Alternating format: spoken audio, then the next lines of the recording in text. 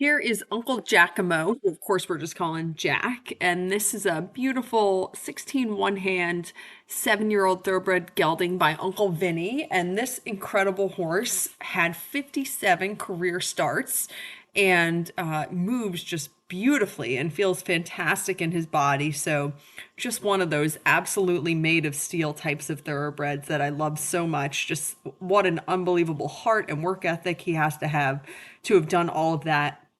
And he actually finished racing in July, I believe it was June or July. And then he spent a few months as a pony horse, for which he was a very good boy. And now he is here, and surely he's going to be a phenomenal sport horse in the next chapter of his life, which is, I hope, a very long chapter. And it should be, because the horse is so sound and clean, and you would never think by looking at this horse's legs or his body that he has done as much as he has. He's just pretty cool, tough horse.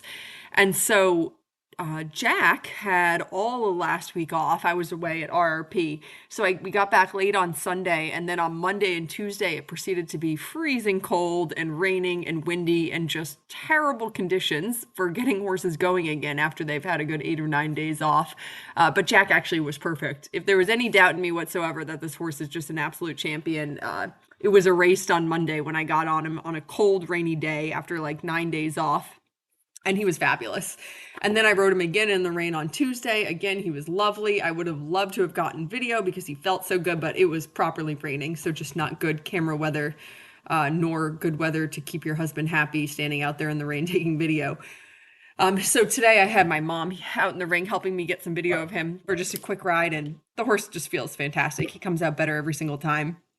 I was so happy with him on Tuesday because for the first time on Tuesday, he just voluntarily picked up the left lead for me, which is just fabulous. It just means he's starting to connect the pieces. Now, hilariously, he picked up the left lead for me when we were tracking to the right. But at this stage of the game, we're just little small milestones or huge milestones for him. So that's fine, because before this week, I couldn't get him to pick up the left lead at all, except for over a pole. So this is huge progress that now he's just even thinking about it. He's considering that he has two leads to choose from. So I'm just thrilled with him that he's starting to put it together. Another week or two of training and progress, and I bet you he'll be getting his left lead when you ask, like 50% of the time. And that's just how it goes. And that's the fun thing about getting these horses going and starting them. It's so fun and rewarding to watch them figure out these things. So Jack had me also happy today because for the first time in this ride, he actually started thinking about having a little bit of a stretch. And it's not like his nose was on the ground, but there were quite a few moments here when I could do a big give and he was wanting to sort of take his nose, lower the whole frame of his neck and poke his nose out a little bit.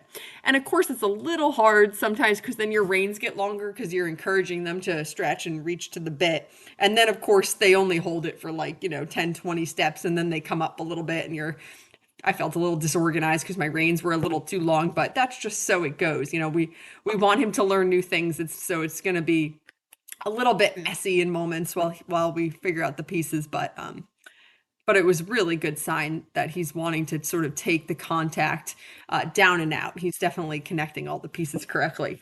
All right, so here's our amazing left lead canter transition. So we're tracking to the right, no big deal. We're just going to come across the diagonal, and actually he does that counter canter across the diagonal to come to the left so nicely. But it's not surprising at all because this horse has just a fantastically athletic, balanced canter. And he has a beautiful trot as well. Don't get me wrong, lovely movement in the trot. But I just think that his canter is his premier gait. It is so nice to sit on. And it just oozes talent.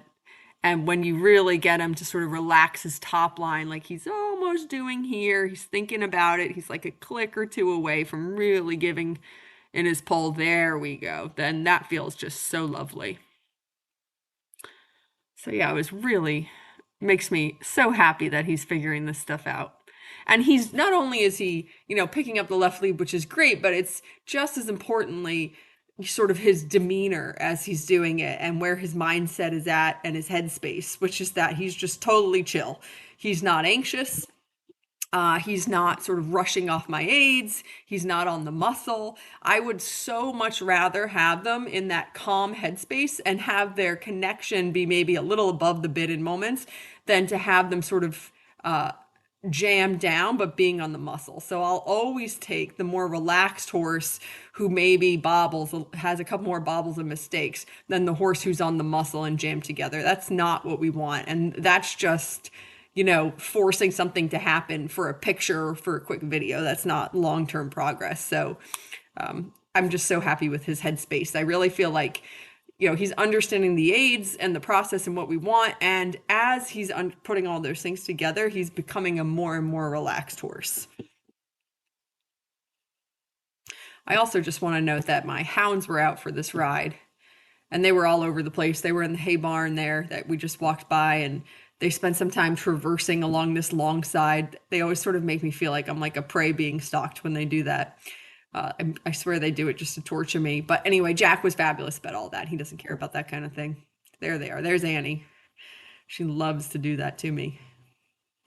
So we actually really didn't need the poles today for our canter transitions, which is great, a sign that he is learning and progressing. But I just love doing poles. I just think you can never do enough pole work. It's such an easy, low stress, low impact way of getting them to sort of figure out the dynamics of their footwork that I do a little bit of pole work pretty much every ride on every horse. Also, I just think it's fun. Sort of along the same lines of like, I don't think you can ever really practice your balance enough or your distances. So poles are just such a low stress way of practicing that repetition over and over again. For me, honestly, very selfishly, I'm often doing it for me. And I'm lucky that I get to sit on so many horses and just repeat the same thing over and over again. And I like to think it benefits them as well because, the more that they can practice this basic footwork stuff, the better. So anyway, he did a fantastic right leg canter transition.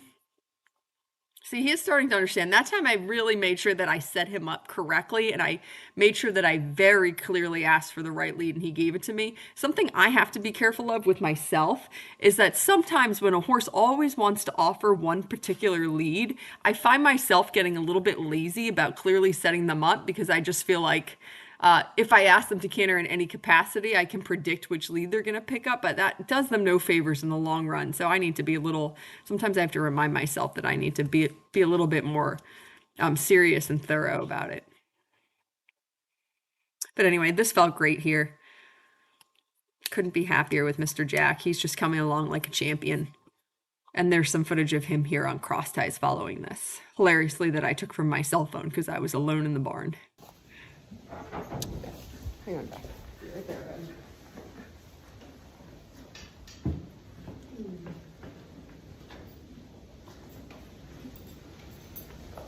This is a 78, bud. Boy.